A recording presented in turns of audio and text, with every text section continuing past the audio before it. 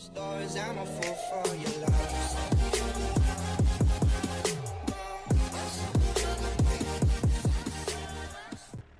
Hey guys, you join me here, Slum86, and we are back on Cat and Croft. So today we have some exciting news. We've had two updates in the past couple of days. One which we were looking forward to greatly was the soil update, and we'll go through that in a small bit of detail there in a minute. And the most recent update, which only landed today, is the performance update. So we're running version 1.3.5, I believe it is. And with this performance update, we are able to turn everything up. So what we'll quickly do is we're just going to show the graphic settings. So we have everything except for shadows. We did turn them down low, and we also dropped the distances. They're up a little bit, I believe, on what they used to be. I did run them flat out, and when walking around it's perfect. I'm getting 50 FPS, but once using a tractor or anything, it does drop down to high 30s. So we did lower this just to kind of see if we can improve it. And everything else, we've brought the textures up to ultra, the light has gone up to high. We're now using high terrain quality we weren't before. So all in said, the performance update has been a game changer, as is the soil update. If I bring up my menu here on the top, you'll see where's the best to show it, probably there. I'll bring it center screen. So you can see currently sitting here we're at roughly mid 30s, but if we move away we should jump up a little bit, I believe. Maybe not, but we're averaging in around the kind of mid to high 30s. Sometimes drops a bit low, but we're getting into the 40s now the further we get away, and the more it's just vegetation.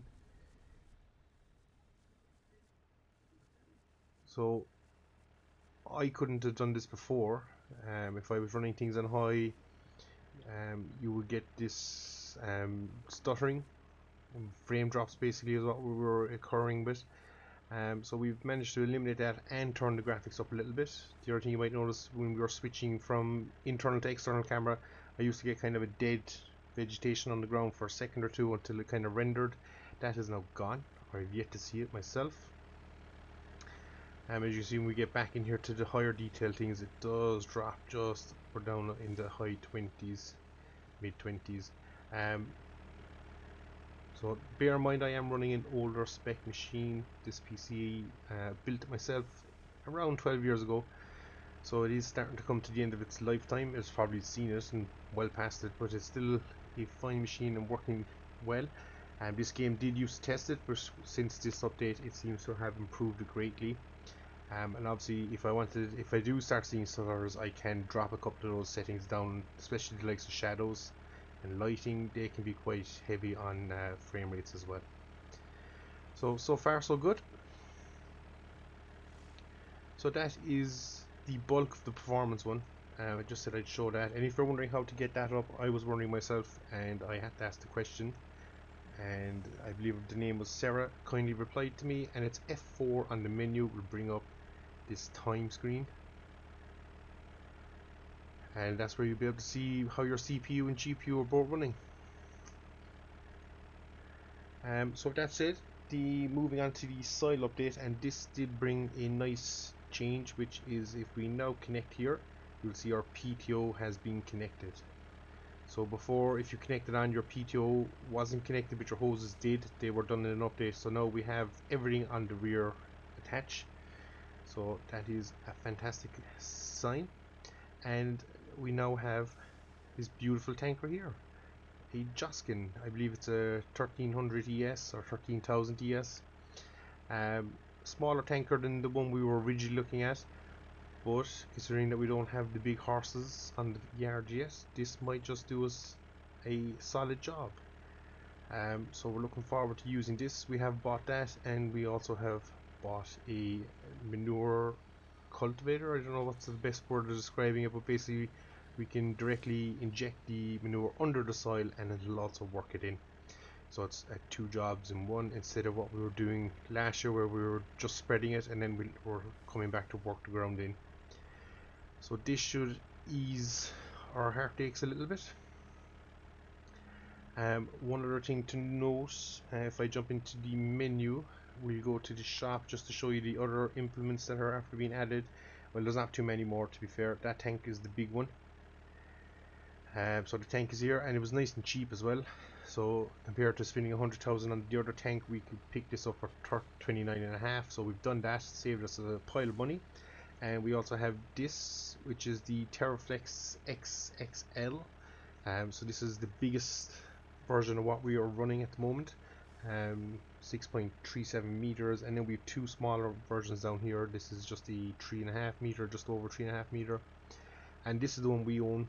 We went for this one. Needs 180 horses, so we will be using the other tractor, the Claas, and that's a 5.2 meter width, so it will be interesting.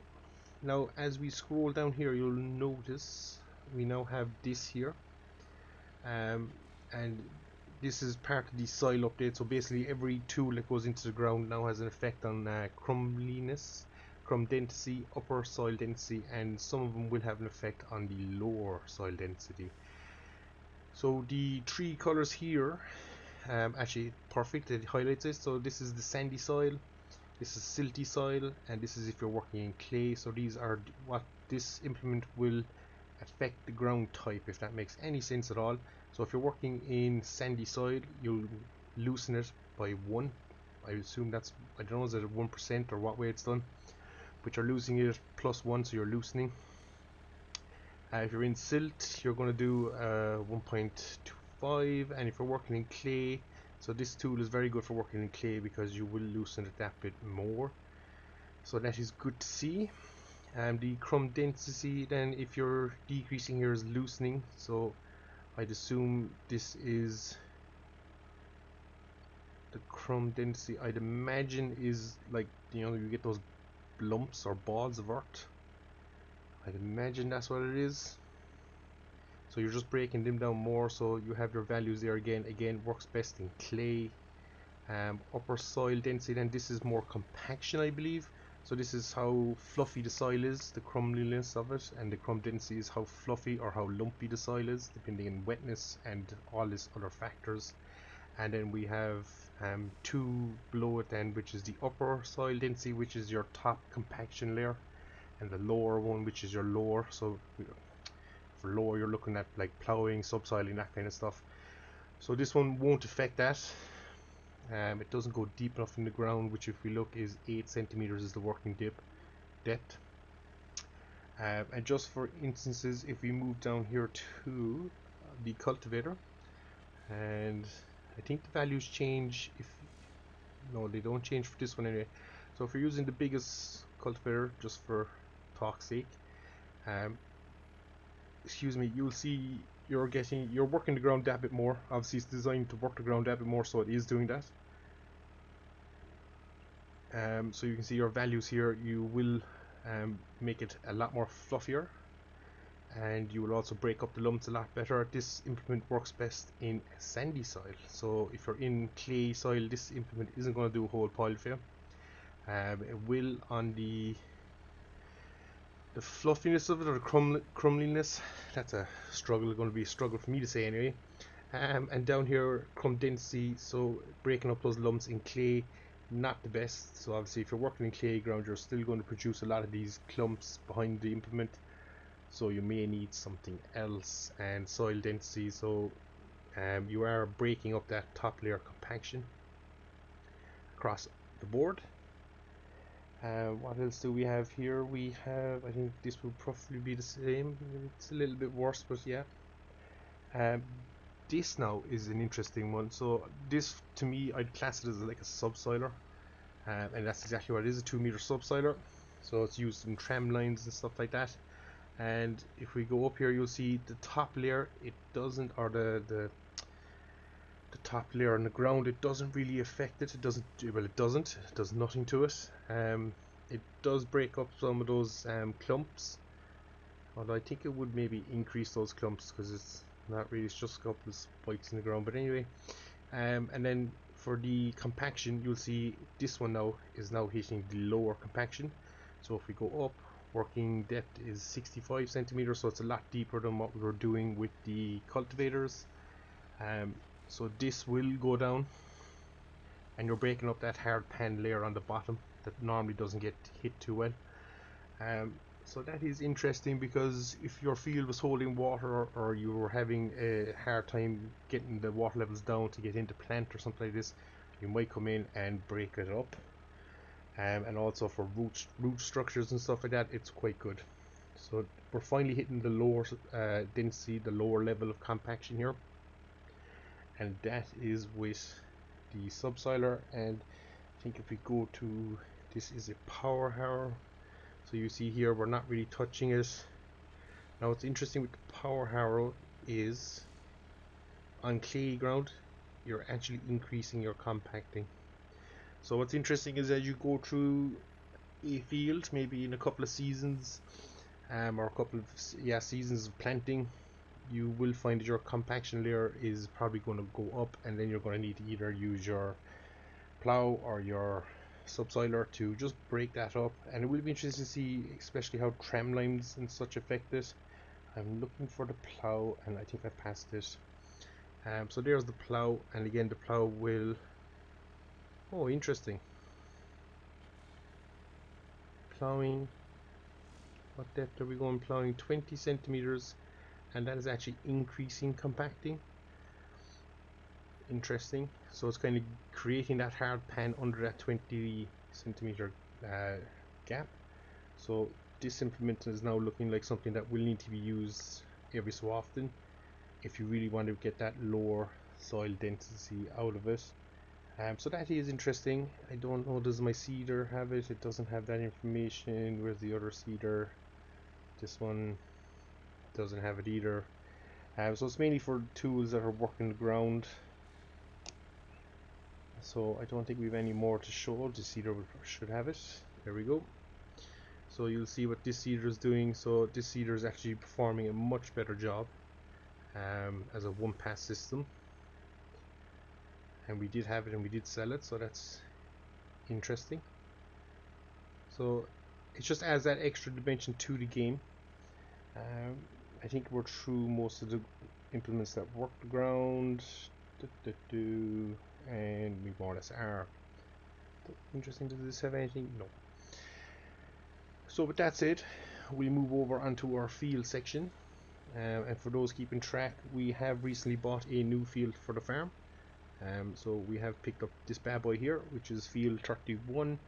Now I did put stuff out last year, and I tried to use up digestate so we could free up space, and now I bought the field. I'm kind of regretting that, because our values are sky high, and not sure what we're going to put in there yet. Probably be maize, but we'll see. It might not. We'll see how we're going. So we'll pick a field that's a little bit better. Also, one thing to know before I get distracted in this next rant is I've noticed the field prices have been increased. For talk's sake, I know field 3 I think was worth about, I want to say it was like 80,000, 90,000. It's now worth 130,000. Some of our smaller fields around the farm, like this one I think used to be like 11,000, it's now 23. So fields have seen a bump in prices. So just be aware of that. Now maybe that is due to the fact I'm playing it on a realistic hard mode kind of thing. Not 100% sure, but just so you know, fields have seen a bump in prices. So where were we going? We'll start here. Field 44, I suppose. So we'll bring it to view, and straight away you'll see we have extra detail up here on the top right.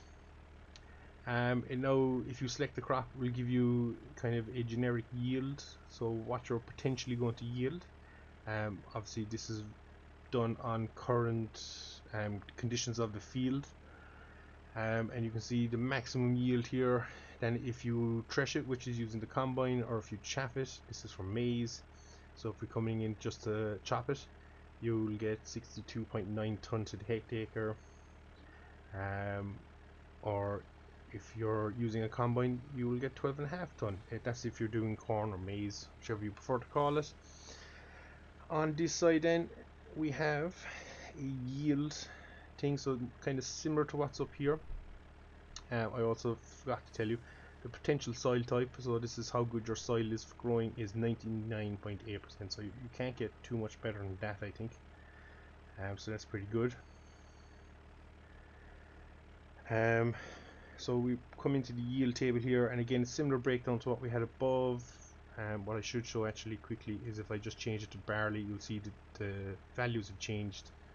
So it does work as you select different crops. So as I say, if we go to yield, similar to what's over, and your expected yield, I believe we don't have anything planted at the moment, so we don't have anything to say. But you'll also get a fruit condition, so how good or how the quality of your crop, I suppose, is the best way of putting it. And growth time factor is 100%, so it's not sped up or anything like that. It's growing throughout the year as it normally would in game. Growth factors, so this is the same as what we've always been doing. The NPK hasn't changed, but as we scroll down, I think I can go all the way down. I can. We now have ground conditions, so I was talking a lot about it a while ago with the implement. So you have your crumbliness, and actually I should probably go up, and if we just select it, so you'll see when the update landed, everything was set to 50% across the board. So as we work the ground now, that will change, and just to prove that, you'll see I'm working a field. This one was worked before the update, which is field 10, excuse me, and we are currently working this one, which is field 11, and you'll see we have compacted the top layer a little bit from going across it. We've made it a bit crumblier than what we probably wanted to, and the top fluffy layer is going to be way up. So those dark blue lines, I won't zoom in too much, I don't know how well that comes across, but those dark blue lines are where we've yet to do, and the light blue is what we've done, and obviously we have a headland to do. So that's just a quick breakdown on it. Again, I don't know how well you can see that, but those dark lines are still kind of there.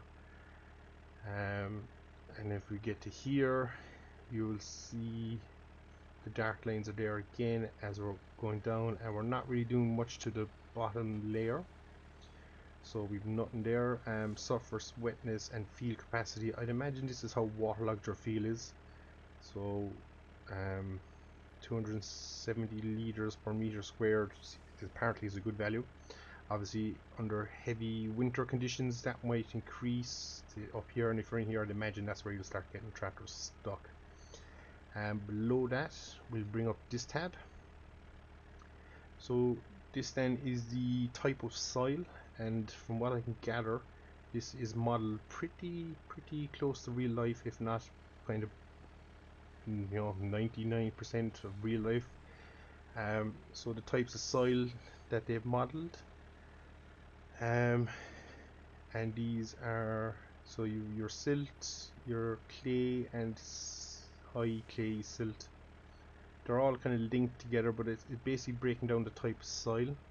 So if I go over to here, you'll see we have our soil triangle. Anything down here in 100% clay is more or less muck ground. So I reckon if you had a field that was here, probably best thing is maybe grass. I don't know how well it'll grow a cereal crop. Obviously the higher up you get to this one, I think the better the ground conditions. So if you're here, you are pretty sweet. This is probably the ultimate growing ground, which is UU. Means nothing to me, UU, but it's basically silt. And obviously kind of working around any of these kind of values would be pretty good. A good few of the fields are around this value as well. And sandy soil, I'd imagine sandy soil would be pretty good to grow certain types of crops in. But we don't really have them. You want root crops and stuff really. Sandy soil would probably work better for them. I'm only imagining, I don't really actually know 100%. But if we go up, I won't keep waffling on because I tend to waffle. You can see here, I don't know how well that's coming up now, but I'm hoping you can see it, that just here where I'm circling the mouse, we have a band of what appears to be a lower grade soil, I want to say, and then we have a lighter pink here, and in the middle, and that's a different soil type again in the middle. So that kind of gives you the band of what the ground is in each field. Each field will be different, so if I click this one and I zoom in on it, you'll see we have slightly different soil conditions here again, and we're getting a bit more of that blue. And if I click this one, that's kind of worrying. That field, oh wow, sorry, my bad. So we're quite blue there, and if I scroll down, you will see we are working in TU3, which is there, which isn't too bad. It's not too bad, but you'll see we have a lot of clay in this field. It's 27%. We have 67.5% silt and 5% sand. So that's the makeup of that ground. Whether if we move back this one, and I've done that again, my bad. So here we go, scrape out this way, you'll see the soil has changed now, so we're a lot more sand in this soil, so it's a little bit more easier to break down. As I say, the clayer the soil, I'd imagine the harder it is going to be to work. But a lot of detail in here, guys. So for those looking for that realistic gameplay, I definitely think this is a fantastic addition to the game. As I said, these values were kind of reset default upon this update, so that's why I wasn't too pushed about getting too much field work done before the update, because I wanted to get this in and start working fields and seeing what we can do. So it is very, very interesting, and I do look forward to continuing to work the ground here. Now, as I say, we must, if I blah blah blah back here, you'll see we must just finish this off. And what's interesting, the darker the color would appear to be pushing more towards the negative. Is that the same across the board? It is. So the darker it gets here, the more negative your value is. So I'm not sure why the upper soil density is disappearing, or maybe that should go down. I'll have to check that out. Not sure, should the upper soil density, if the percentage is 0, that would mean not dense? I don't know. If you know, guys, let me know in the comments. I would appreciate it. But we will play with it. We'll do a few tests as we did in previous episodes where we planted under different conditions. So what we might do in one field is only cultivate half of it and come in and seed it. And we're cultivating these 3 for maize, and I think this big one's going to go to maize. And that would leave us then all these here as cereals. I think that's the way we were going to do it. So it is interesting. I have to do a bit more reading on that and just see. Something else that changed recently, not sure which update it was, but now in the calendar, the weather is displayed, and you get these are temperatures, I believe. And do we have any rain? I don't see any rain, so we'll skip a week. So here we'll see if you do get rain, you now get how much rain is falling. So here it's 0.3 of a liter is going to fall in this hour period, 0.2 here. If you get these dots after the certain weather, that means the weather is kind of consistent, or it's not changing. So the top number is temperature, bottom one is water if it's falling. And these, as I say, then if we go up, where will I find it? Here's a good example. So here we have rain, and it's consistent rain for several hours, and then it's a change to cloudy. The sun is starting to break out, gets a bit dark again, cloud comes out, dark for a couple of hours. But the weather now only goes for 2 weeks, so the further you go, you can't predict the weather for the next 2 months and then jump to that day where you know it's going to be a good day to do a bit of work. So you don't have that option anymore, and you can't see the previous weather, but it does display temperature and rainfall, so that's handy to know as well. And you get a little tab here is just to show you what's what. So that is also something there just to keep a note on.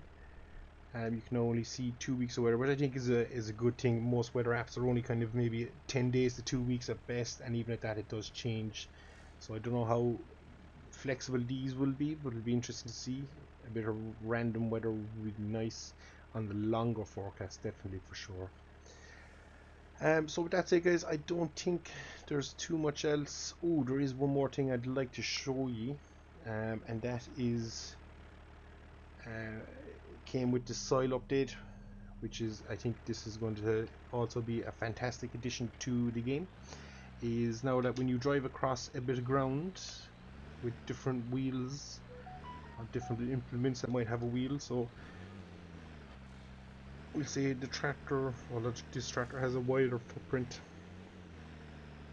and the tanker has an even wider footprint. Again, you now get different what is that on? That's annoying. You get varying tire tracks. If that made any sense now, I might have butchered that. But basically, a narrow wheel will display a narrow track in the ground. A wider, fatter wheel will display a wider, fatter track in the ground. So what I'm curious to see is, will that affect compaction? Because that would be fantastic. Don't know, can I attach here? Trying to do the manual attach, it might let me. Oh, I think it will. Boom. So we have our rear implement on. So that's what I'm looking to see. Will the narrow wheel that sinks in deeper into the ground create that bit more compaction? I am just going to drive here onto the corner of a field. Hopefully I can display these tire tracks.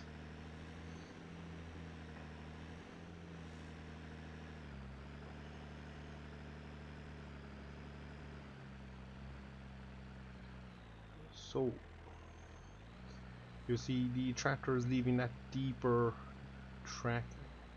Can I get in there? Can I show it?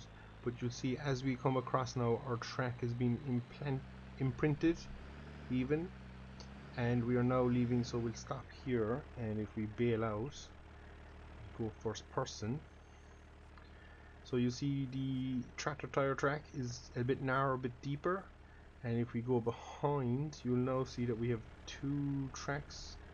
You can kind of see somewhat of the big track. I don't know why it's bouncing, but you can kind of see some of the bigger wheel print there from the other implement. So that, I think, is something simple, and something probably not many people might have expected or wanted, instead of that weird wheel rotation issue. But the fact it's in there just shows the level of detail that Master Brain and the boys over there and girls are prepared to achieve with their game. So I think that is a fantastic sign for the future. So we're just going to, as we turned, we probably should have created a couple of different tracks, which we did. Sweet. So you'll see there is the two big tracks that came from the tanker, and this was our outside wheel of the tractor, which you can just see it's a narrower footprint, it's a little bit deeper. So I think it's such a simple thing, but it's just such a fantastic thing to see.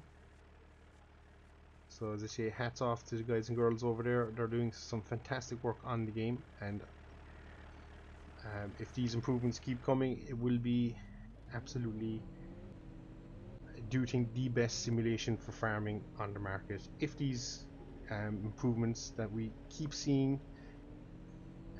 keep happening, I just can't see it letting. I just can't see being beat, I suppose, is the best way of putting it. I think it will be a fantastic game changer. Where are my lights? So we can now turn on lights, and before, when I used to turn on lights, I used to get an awful kind of a drop in frames. That is gone. No more dropping frames. And we can now flick on the working light, and again, anytime I used to turn lights on and stuff, it's just simple things like that. Just the rendering, the performance of the game in itself has been greatly improved, so that is fantastic to see. And as I say, here's hoping these performances and improvements continue down the line, because we can only be in for a winner really at the end of it.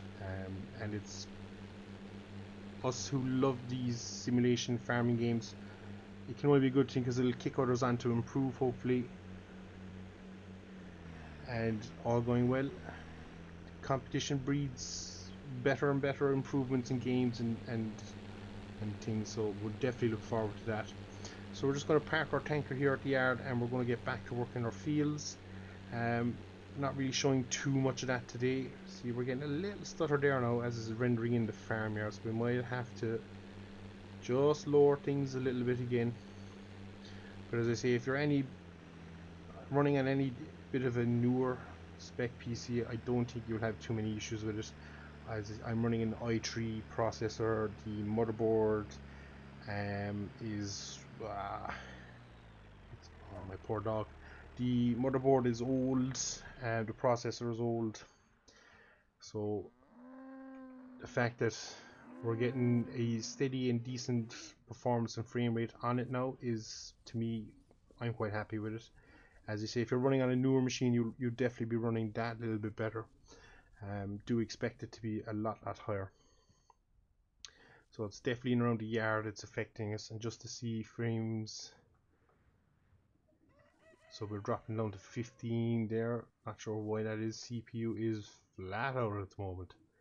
So the CPU settles, that should return, but we will have to adjust something because we're getting some nasty frame just there.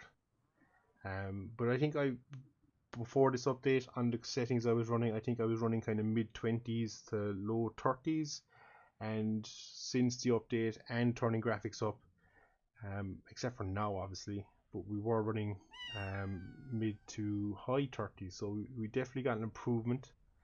And I'm going to see if I can play with the settings a bit more just to see can I tweak it. And I'd recommend, if you are playing the game or you haven't played in a while, definitely check the settings, see what works best for you. But there's definitely is fantastic improvements. And if I look at my clock, I'm just gone over 30 minutes by a good bit. So I think we'll call it here, guys. That's been a quick lowdown on the soil update and the performance update. If there's anything in there you want to see or expand on more, let me know in the comments, guys, and I will do my best to get that to you as well. And as always, guys, thanks very much for watching. I've been Snowman86, this has been Catlin Crops, and 2 thumbs up it's getting for these updates. Fantastic work done, and I'll see you all again. Take care, guys.